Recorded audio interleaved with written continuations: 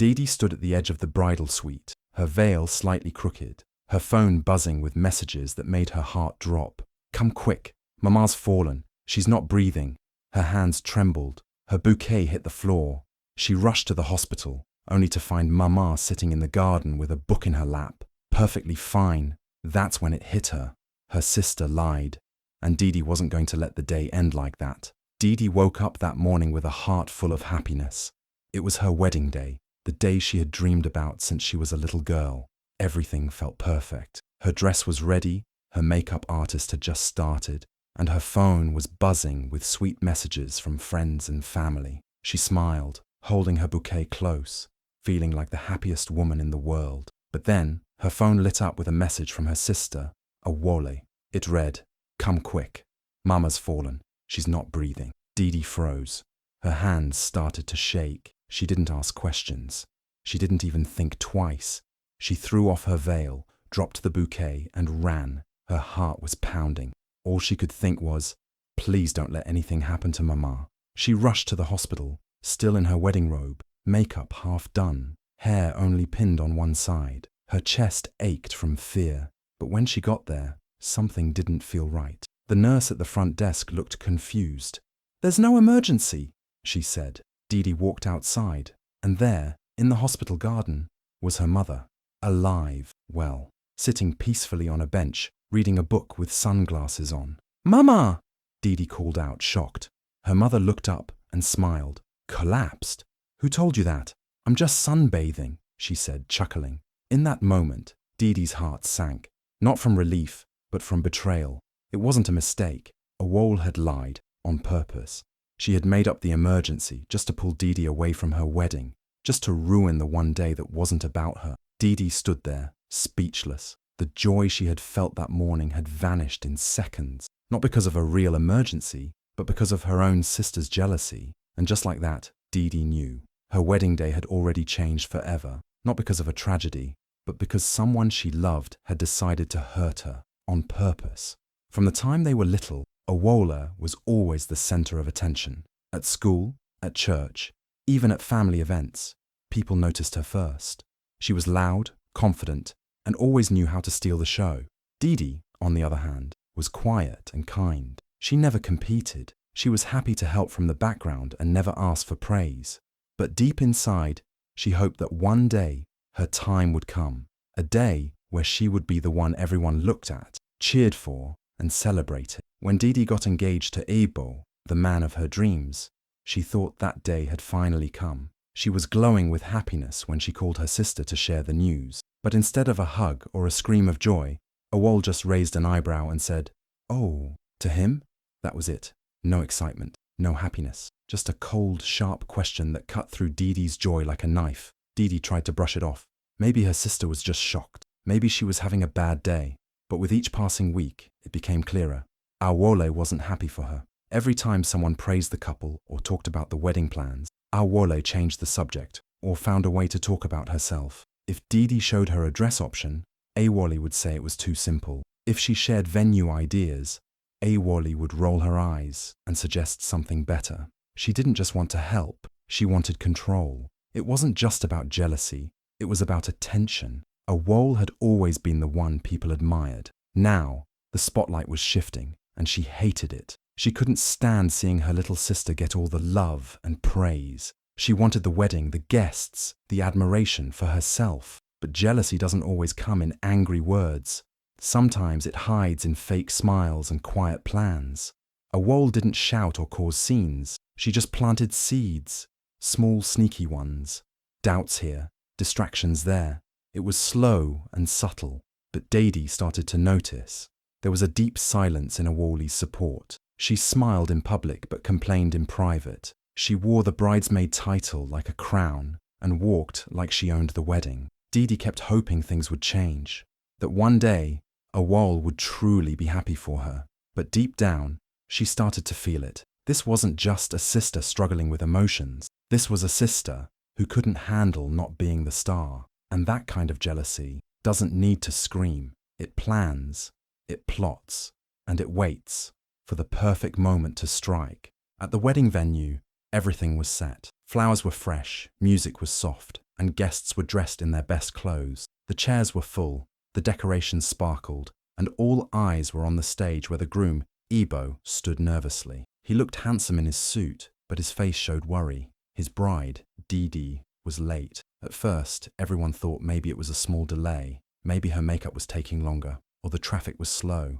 But as minutes turned into an hour, and then 2, people started to whisper. Igbo kept checking his phone. No message, no call. His best man tried to comfort him, telling him everything would be fine, but Igbo's hands were shaking. He knew Didi. She wasn't the kind of person to disappear without a word. Something felt wrong, but he didn't want to panic. He just kept looking toward the entrance, hoping to see her walk in smiling. Meanwhile, Awole, Didi's sister, sat in the front row in her shiny champagne-coloured dress. Her hair was perfect, her makeup flawless. She looked like the bride herself. While everyone was confused and stressed, Awole stayed calm, too calm. She sipped her juice slowly, smiled at people, and crossed her legs like she was enjoying the show. A curious aunt leaned over and asked, "Where is Didi? Did something happen?" Awole turned her head and smiled slightly. Then she said something that made a few heads turn. She said, "I guess even she knew she wasn't ready." Just like that. No emotion, no worry. Just a cool, careless comment that made people start wondering. Was Didi having second thoughts? Did she run away? Was there trouble between her and Igbo? No one knew the truth, but that one sentence from Awole planted doubt in the room. Some guests started murmuring. Others looked at Igbo with pity. Some even began packing their things slowly, unsure if there would be a wedding at all. And through all of it, Awole stayed in her seat, relaxed and smiling, like this was the moment she had been waiting for. She didn't try to call her sister. She didn't look worried. Instead, she looked satisfied, as if everything was going exactly how she wanted. Igbo, still standing at the altar, had no idea what had really happened, but something deep inside him began to hurt, not just from the weight, but from the feeling that someone, somewhere, wanted this day to fall apart. Didi returned to the wedding venue with her heart heavy and eyes red. Her dress was wrinkled, her hair messy, and her makeup had run down her cheeks. She had rushed from the hospital, confused and broken, hoping it was all just a big mistake. But deep inside, she knew something was wrong. The way her mother had looked surprised, the way the nurse had no clue about any emergency, and worst of all, the calm way Awole's message had led her away from her own wedding. As she walked into the hall, everyone turned to look at her. Some gasped, some whispered, but Didi didn't care. She didn't even glance at the guests.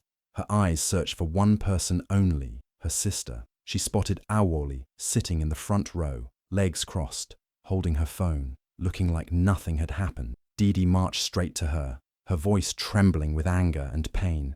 "Awole, why did you lie to me?" she asked, her voice low but firm. "Why would you send me that message about Mama when she was fine?" Awole looked up slowly. She didn't look guilty. She didn't look surprised. She just gave a little shrug and replied, "You always ruin things by being too emotional. I just helped fate along." That sentence hit Didi harder than the lie itself. It wasn't just a prank. It wasn't even a misunderstanding. It was planned, on purpose, from someone who was supposed to love her. Didi stood still for a second. Her tears stopped, not because she felt better, but because something inside her had changed.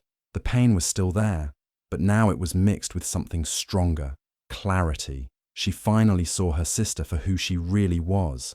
This wasn't about a simple lie or a bad moment. This was jealousy, bitterness. Awole didn't want to share the spotlight. She didn't want Didi to be happy. And now, on what was supposed to be the most beautiful day of her life, Awole had made sure to ruin it. Didi didn't cry anymore. She didn't beg for an apology. She didn't even argue. She just stared at her sister, heart cracked, but mind clear. The truth had snapped her awake. This wasn't a misunderstanding. It was a betrayal. And from that moment on, Didi knew she could never look at her sister the same way again.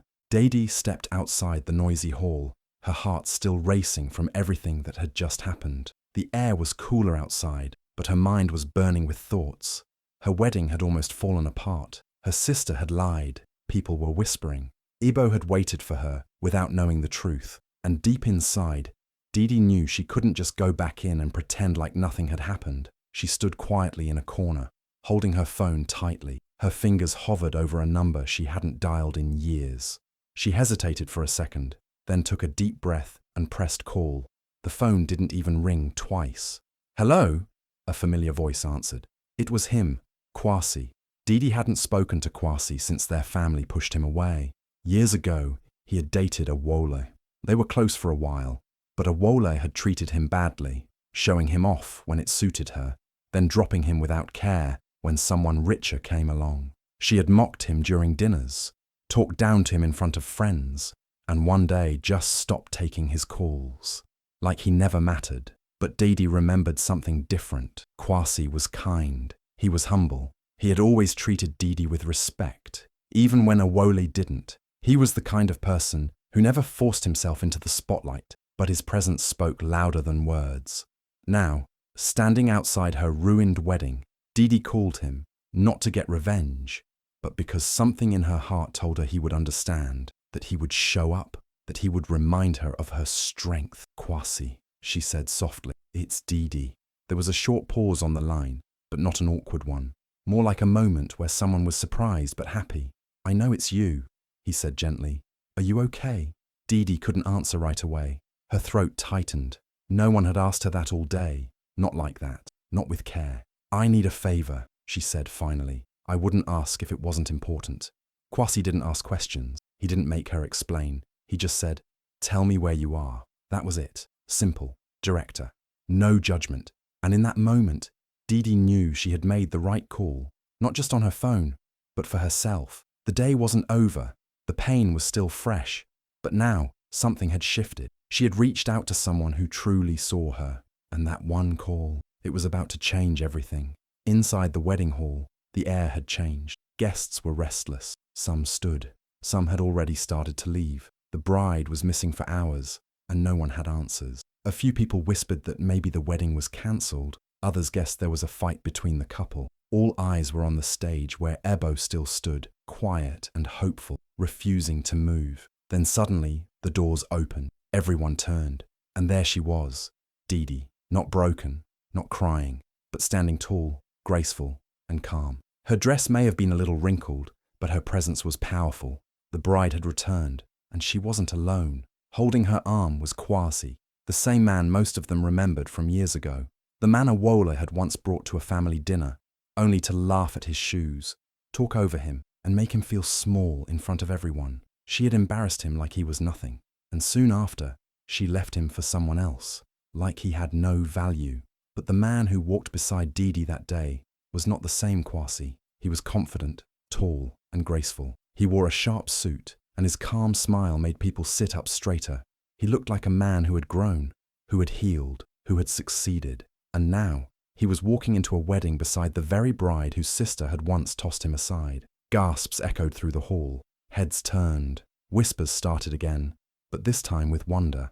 Some mouths stayed open. A few phones lifted for photos. It was unexpected. It was bold. It was powerful. And a Wole. She froze in her seat. Her eyes went wide. Her lips parted, but no words came out. Her fingers tightened around her clutch, and the colour drained from her face.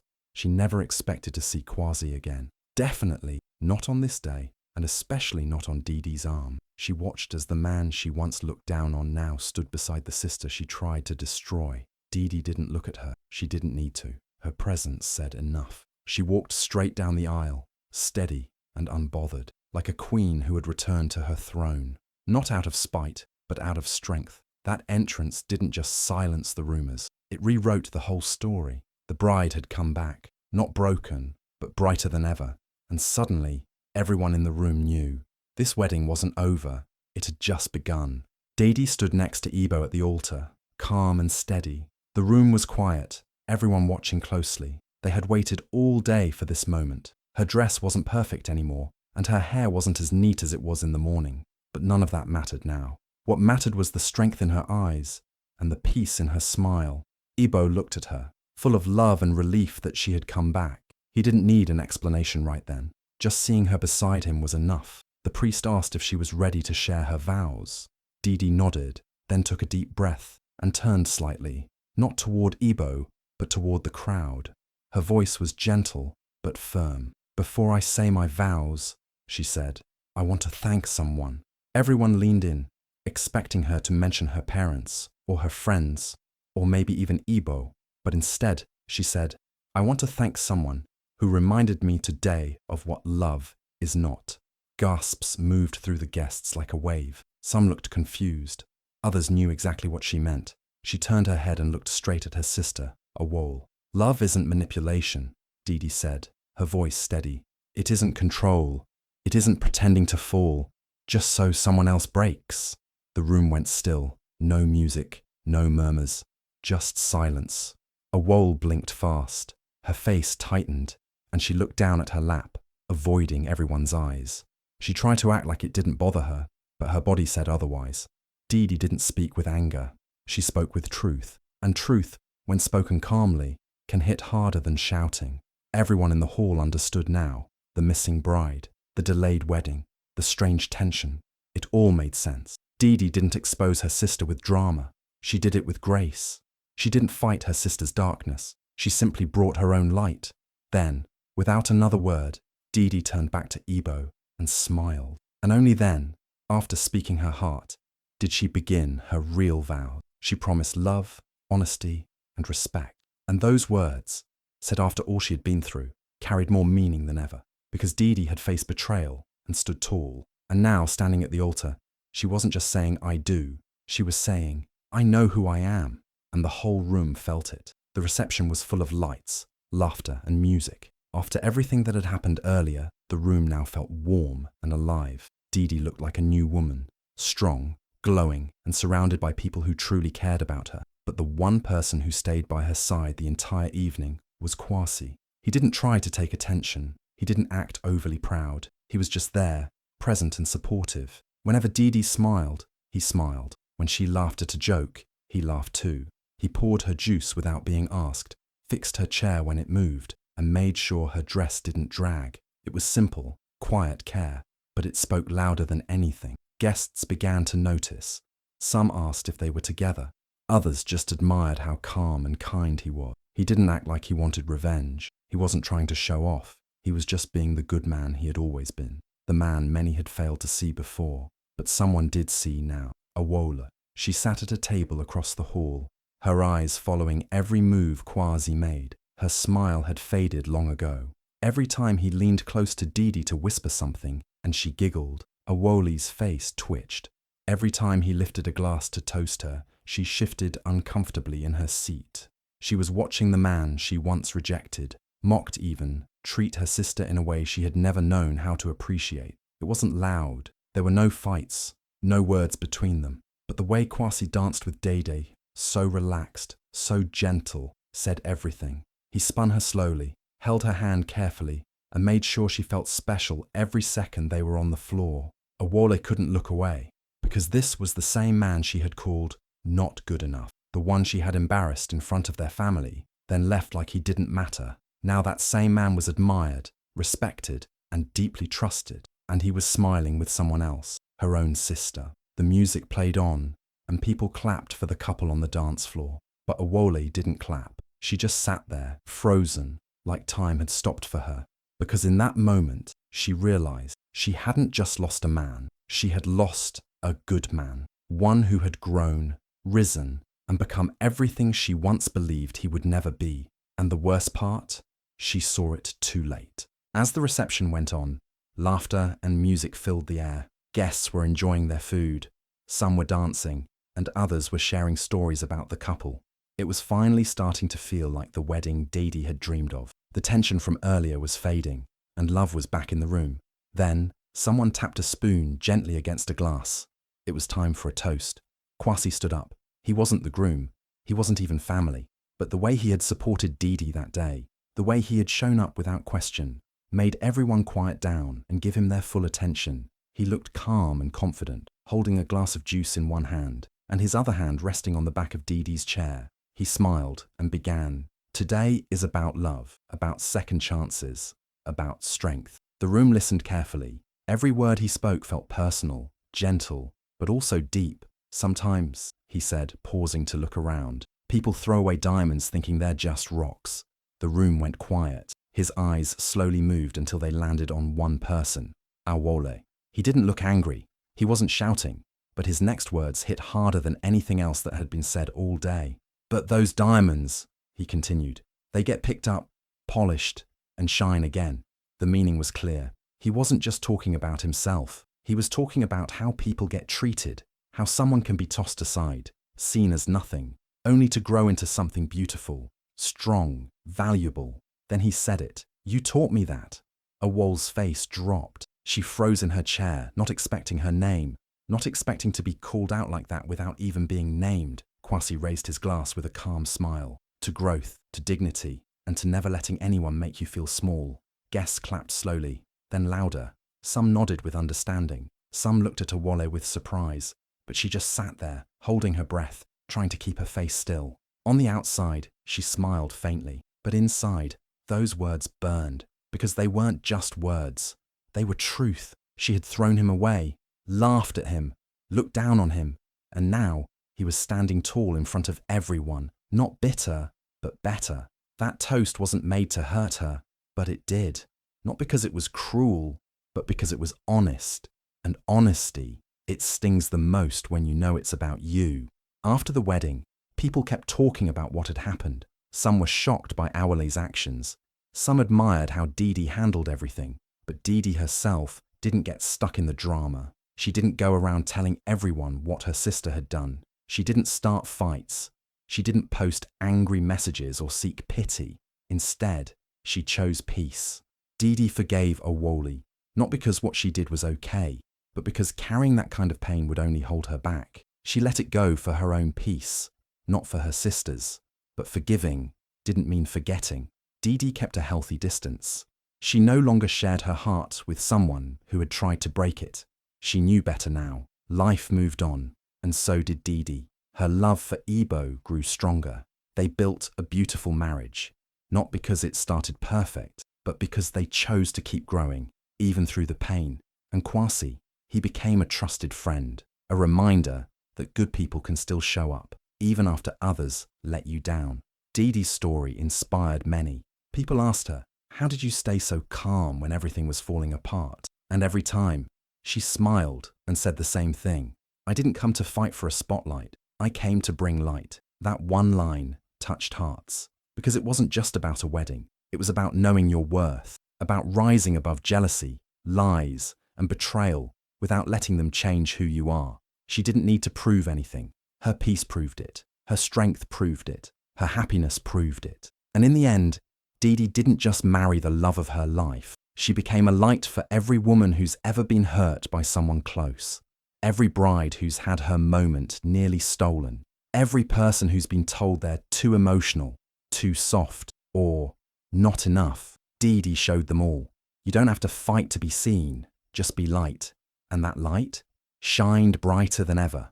Tag a sister who lifts others up, and not one who dims them down. And if you've ever been underestimated by your own blood, this is your reminder. Rise anyway. Please share, like, and subscribe for more African tales.